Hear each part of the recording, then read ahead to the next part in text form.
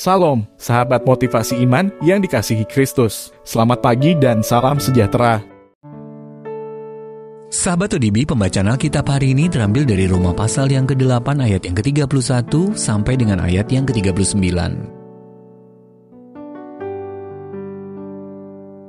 Keyakinan iman. Sebab itu, apakah yang akan kita katakan tentang semuanya itu?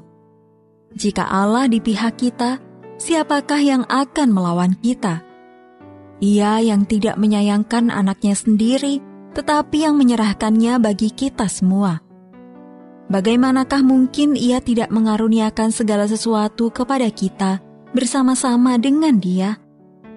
Siapakah yang akan menggugat orang-orang pilihan Allah? Allah yang membenarkan mereka? Siapakah yang akan menghukum mereka? Kristus Yesus yang telah mati? Bahkan lebih lagi, yang telah bangkit, yang juga duduk di sebelah kanan Allah, yang malah menjadi pembela bagi kita? Siapakah yang akan memisahkan kita dari kasih Kristus? Penindasan atau kesesakan, atau penganiayaan, atau kelaparan, atau ketelanjangan, atau bahaya, atau pedang?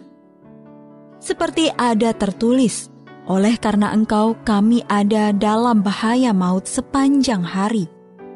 Kami telah dianggap sebagai domba-domba sembelihan, tetapi dalam semuanya itu, kita lebih daripada orang-orang yang menang, oleh Dia yang telah mengasihi kita. Sebab aku yakin bahwa baik maut maupun hidup, baik malaikat-malaikat maupun pemerintah-pemerintah, baik yang ada sekarang maupun yang akan datang, atau kuasa-kuasa, baik yang di atas maupun yang di bawah, ataupun sesuatu makhluk lain, tidak akan dapat memisahkan kita dari kasih Allah yang ada dalam Kristus Yesus, Tuhan kita. Ayat mas renungan hari ini terambil dari Roma pasal yang ke-8 ayat yang ke-35.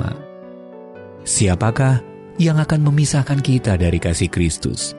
Penindasan, atau kesesakan, atau penganiayaan, atau kelaparan, atau ketelanjangan, atau bahaya, atau pedang. Judul renungan kali ini tiada yang dapat memisahkan, ditulis oleh Yohana Eng. Sahabat ODB, ketika Yapri, seorang pendeta, menjawab panggilan Allah untuk merintis pelayanan di sebuah pulau kecil di Indonesia, Pris ingat bagaimana mereka sekeluarga merayakan Natal dengan duduk di lantai dan menyanyikan pujian, sementara air hujan menetes menembus atap jerami. Namun ayahnya mengingatkan, Pris, hanya karena kita miskin bukan berarti Allah tidak mengasihi kita. Sebagian mungkin menganggap bahwa hidup yang diberkati Allah adalah hidup yang dipenuhi kekayaan, kesehatan, dan umur panjang. Ketika keadaan sulit, mereka pun bertanya-tanya, apakah Allah masih mengasihi mereka? Namun di Roma pasal 8 ayat 31-39, Paulus mengingatkan kita bahwa tidak ada yang dapat memisahkan kita dari kasih Yesus, termasuk penindasan, kesesakan, penganiayaan, dan kelaparan. Inilah dasar dari hidup yang sungguh diberkati. Allah menyatakan kasih-Nya kepada kita dengan mengutus anaknya, Yesus, untuk mati bagi dosa-dosa kita. Kristus pun bangkit dari kematian dan sekarang duduk di sebelah kanan Bapa, menjadi pembela bagi kita. Dalam masa-masa penuh penderitaan, kita dapat memegang teguh kebenaran yang membawa penghiburan ini, yakni hidup kita berakar pada apa yang telah Kristus lakukan bagi kita. Tidak ada, baik maut maupun hidup, atau sesuatu makhluk lain, yang dapat memisahkan kita dari kasih-Nya.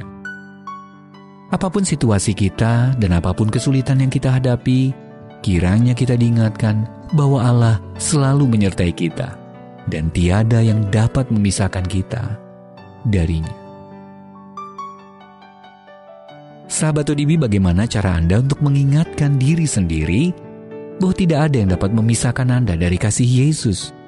Dan bagaimana mengetahui kebenaran ini dapat mengubah sikap Anda dalam menghadapi berbagai kesulitan hidup?